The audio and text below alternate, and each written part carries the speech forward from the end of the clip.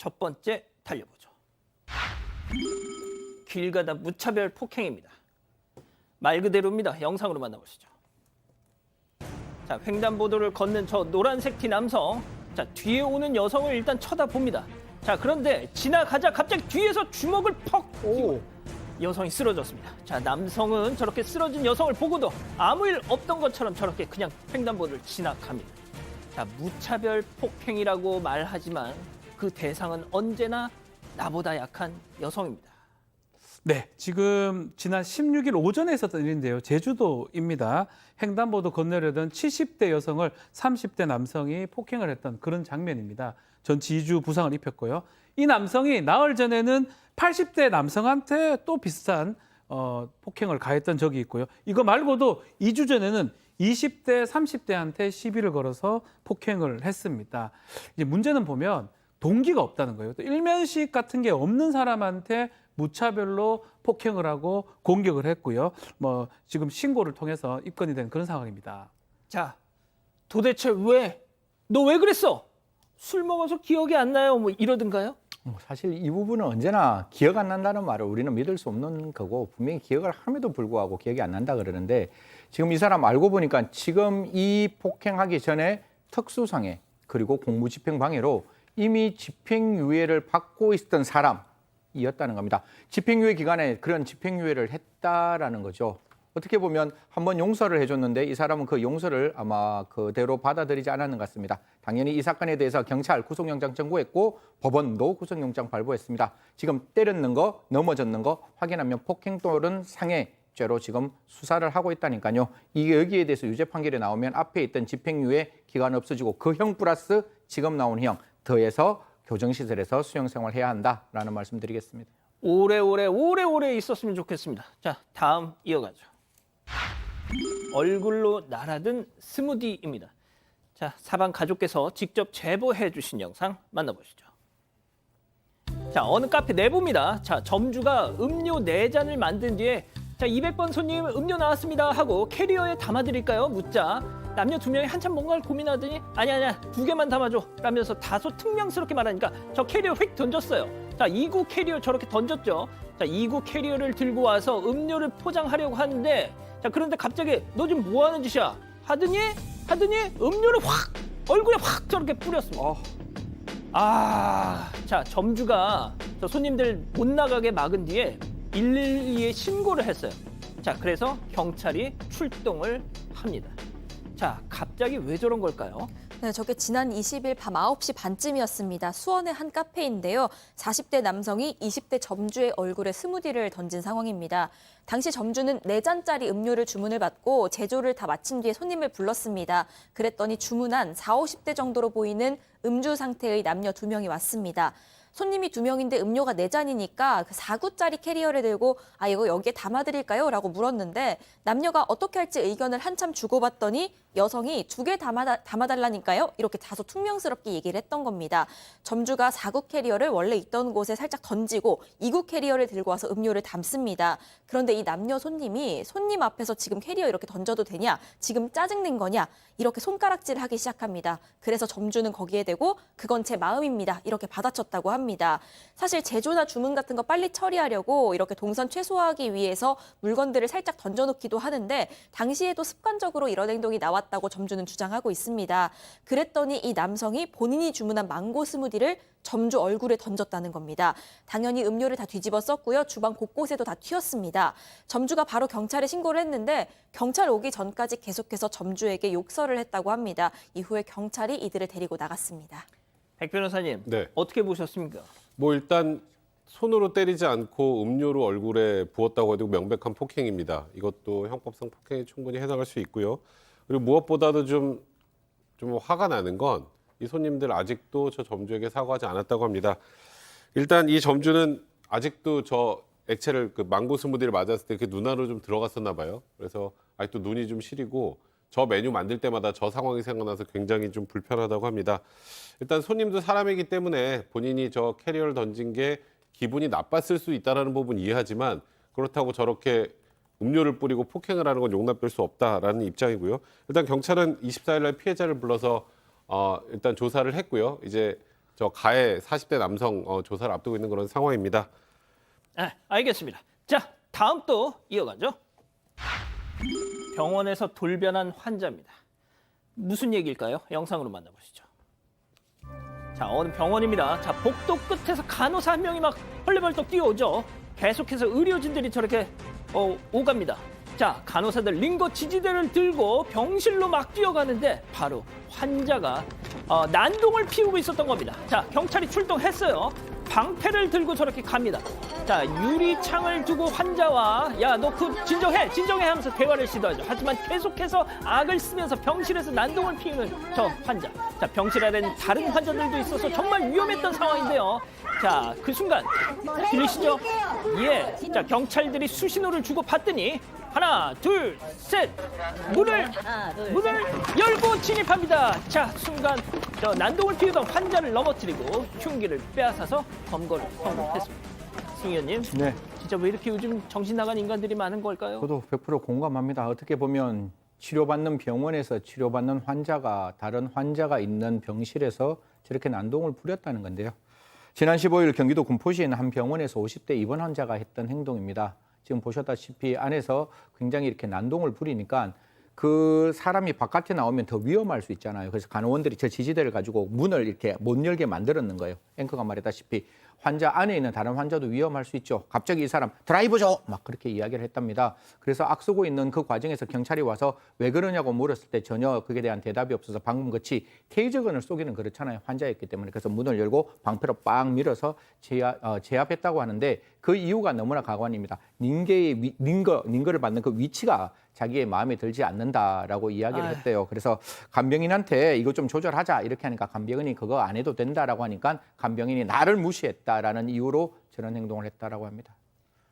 아유, 알겠습니다. 자, 다음 또 이어가 보죠. 살금살금 오렌지 설입니다. 자, 역시 사방 가족께서 직접 제보해 주신 영상 만나보시죠. 자, 어느 가게 외부 CCTV입니다. 길을 걷던 남녀 2명. 가게 2층에 놓인 무언가를 저렇게 쳐다봐요. 그러더니 남성이 도둑고양이 마냥 살금살금 올라가요, 계단을. 그러더니 매장 안쪽을 쓱 보더니 그러고는 뭔가를 너 뭐야? 툭 떼어서 바로 도망갑니다. 뭔가 했더니 매장에서 키웠던 오렌지 나무에 오렌지를 저렇게 떼어간 거예요. 심지어 밑에 있던 저 여성, 어머 오빠 완전 멋지다 하듯이 저걸 찍고 앉았어. 자, 두 사람 누군지는 모르겠습니다만 절대 헤어지지 마시고요. 꼭 영원히 함께해 주시고요. 네, 지난 23일 밤 9시입니다. 부산 해운대구 해리단길의 한 가게인데요. 인테리어용 오렌지 나무에서 한 남성이 오렌지 한 개를 훔쳐 달아났습니다. 보시다시피 길가를 걷던 남녀 일행이 2층에 놓여있는 오렌지 나무를 보더니 그중에 남성이 저렇게 훔쳐서 달아난 겁니다.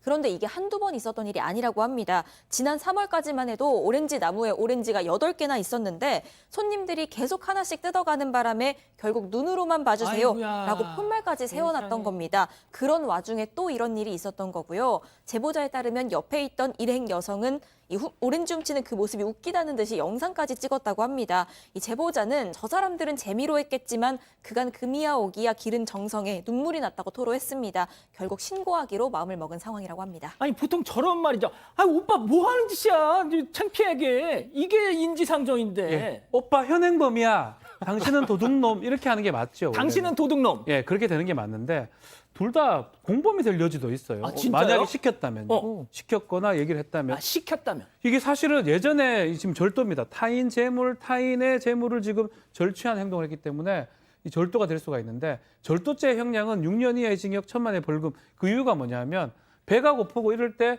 절도했는 거 사기보다는 나쁜 범죄가 아니다라고 해서 절도가 된 거거든요. 근데 지금 보면 계획적이고 일부러 지금 하고 있거든요. 장난삼아 하고 있고. 그렇다면 이게 과연 예전에 그 어떤 못 살 때 절도죄가 될 수 있느냐. 오히려 더 처벌받을 수가 있습니다. 저 여자친구가 만약에 오빠 잘했어 그러면 방조죄가 될 수도 있고요. 법적으로 봤을 때는 둘 다 범죄가 될 수가 있습니다. 박 변호사님 말씀 들으니까 저도 떨립니다. 속상해요. 저는 자꾸 예. 저런 행동 하는 사람이 많아서. 정말 아까 보셨지만 정말 이러고 막 하는 거 보여. 지금 뭐 하는 짓입니까 도대체. 그 오렌지 그거 그냥 마트 가면 얼마나 저렴한데. 자, 다음 이어갈게요. 공주님이 위험해. 이건 또 무슨 얘기일까요? 만나보시죠. 자, 신호대기 중인 불박차 오른쪽 인도 보시면요. 여기다. 우산을 쓴 저 꼼꼼아가 뿅뿅뿅뿅 아장아장 횡단보도. 야야 위험해. 신호 바뀌었어. 야, 어떡해. 신호 바뀌었어. 위험해. 보호자 어디 있어? 보호자. 야 어디 차도 쪽으로 막 가고 있어. 안 되겠다 싶었는지 이 불박차 운전자 뛰어갑니다. 비를 맞으면서. 아이고 아가야 하면서 들어 올려가지고 인도 쪽으로 차들 수신호 하면서 비켜가세요. 자, 아이 부모를 찾는데요. 그러니까. 다시 차로 돌아와서 휴대폰으로 경찰에 신고를 했습니다. 아니 아이가 보호자 어디 갔어요? 보호자. 네, 지금 저 제보자께서 보호자를 찾다가 보호자가 보이지 않으니까 지금 경찰에 신고를 한 건데요. 저 아이는 어린이집에서 혼자 나온 생후 28개월짜리 아이입니다. 세상에. 저 어린이집이 저기에서부터 한 700m 정도 떨어져 있는데 어쩜 저 좋아. 아이가 그 뭐 열린 문으로 나와서 20분 동안 혼자 걸어와서 지금 저 교차로까지 온 겁니다. 쉽게 말해서 어린이집에서 아이 관리를 제대로 못한 거죠. 제대로 확인하지 않았던 것이고, 물론 뭐 어린이집 관계자분들이 바쁘고 또 아이들이 어디로 튈지 몰라서 뭐 어린이집 그 안에 있던 그 관계자분들께서도 좀 억울할 수는 있겠습니다만 이건 이런 상황은 정말 막아야 되지 않겠습니까? 그러니까요. 한분리에 나온 거라고 또 뭐라고 또 이렇게 타박을 하시네요. 좋습니다. 자, 마지막 사연으로 가볼게요. 우리 남편은 K 장남.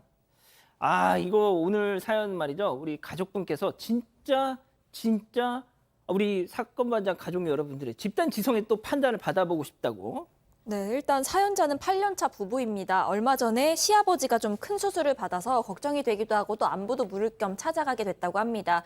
그런데 이 시댁에는요, 그 시부모님과 현재 결혼을 하지 않은 30대 후반 도련님 이렇게 셋이 같이 살고 있는 상황입니다.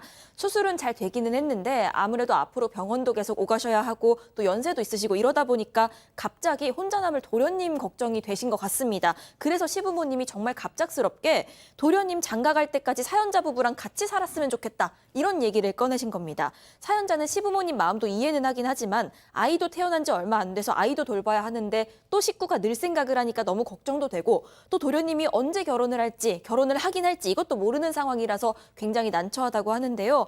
이 말 듣고 남편은 아내한테 조금만 참고 고생해달라 이렇게 얘기를 했다는 겁니다. 이걸 어쩌면 좋을지 고민이라고 전해주셨습니다. 자, 좋습니다. 자, 기다리셨던 부처 핸즈업 타임 유튜브 JTBC 뉴스 채널과 사건 반장 독립 채널에서 동시에 스트리밍 되고 있는데요. 지금 부부가 보고 계신다니까요. 너무 격한 말씀은 여기 꾹꾹 좀 눌러주시고요. 자, 우리 가족 여러분들도 채팅창에 OX로 함께 참여해 보시죠. 먼저 남편입니다. 자기야, 선영 씨, 지훈이 저 녀석 저거 내일 모레 40인데 여자친구도 없이 저러고 사는 거 형수가 돼가지고 불쌍하지도 않니? 애가 먹기는 많이 먹어도 나쁜 애 아니야. 좋다. 내가 지훈이한테 생활비 꼬박꼬박 내라고 확실하게 말해줄게. 그럼 됐지? 동그라미. 진짜. 야, 지훈이라도 좀 동그라미를 해주면 안 되겠습니까? 뭐 일부러 하실 필요는 없습니다. 좋습니다. 자, 다음은 아내입니다. 오빠, 성문이 오빠, 너 어디 아프니? 누가 지훈 도련님 많이 먹을까봐 걱정한대?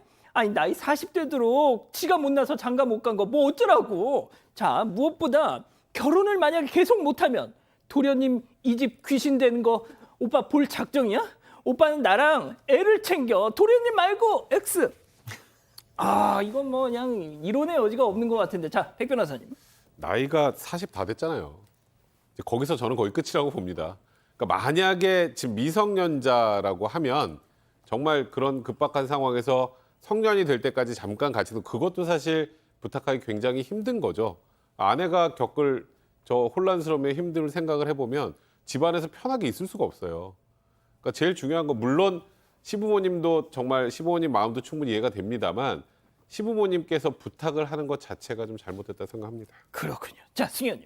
저는 이 40대가 아버님 조금 더 병간호해야 되지 않을까요? 지금 수술을 굉장히 많이 받았는데 아버님, 어머님만 두 분만 달랑 남겨놓고 저 도련님이라는 사람이 갑자기 지금 형 집에 또 가게 되면 그 어머님과 아버님은 누가 돌보시는 거죠? 저는 그건 좀 문제가 있다고 보고 정말 바깥에서 살고 싶으면 아까 생활비 낸다면서요. 그 생활비 내서 그냥 원룸 딱 정해서 사시는 게 조금 더 편하지 않을까? 정말 그 도련님을 위해서 편하게 사는 걸 원한다면 저는 원룸 추천합니다. 그렇군요. 자, 박 변호사님. 엄밀히 말하면 30대 후반이에요. 뭘 해도 할 수 있어요. 이게 누구 고민인지 몰라도 혹시나 부모님께서 니는 이제 혼자 못 사니까 형이랑 형수랑 같이 살아라 하면 아닙니다. 뭔 소리 하십니까? 할 상황이에요, 사실은. 근데 그 껴가지고 가까이 절로 익하고 있는 상황도 웃긴 거. 만약에 이 두 분이 괜찮아서 받아들이면 상관이 없죠. 지금 아내분이 고민을 하고 있잖아요. 애도 있고 고민을 한다면 이런 얘기가 나오지 않도록 이런 얘기가 나오면 분란이 되는 거거든요. 혹시나 안 받아도 분란이 되고 가도 분란이 되면 30대 후반 우리 도련님께서 나 혼자 살아요. 뭘 지금 뭐 하는 짓입니까 이게? 그러니까 저는 솔직히 이제 저도 모르겠습니다. 자, 이 기자. 아니 어떤 분이 야 이거 너 얘기 아니야? 하면서 저를 40대도로 아직 장가 못 간 야 너 자폭하면 어떻게 해?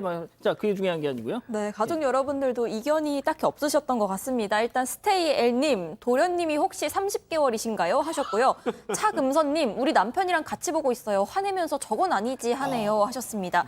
이사밤님, 와 험한 말 하고 싶었는데 보고 계시다니까 참을게요 하셨습니다. 정하영님은요. 30대 미혼인데 본가도 아니고 형수 집에 얹혀 사는 거 알면 더 장가가기 힘들걸요 하셨습니다. 자, 저는 다릅니다. 저는 혼자 살고 있습니다. 사건의 진실을 추적하고 싶다는 사반 가족분의 사연인데요. 궁금하시다면 사건반장 유튜브 채널을 구독해주세요.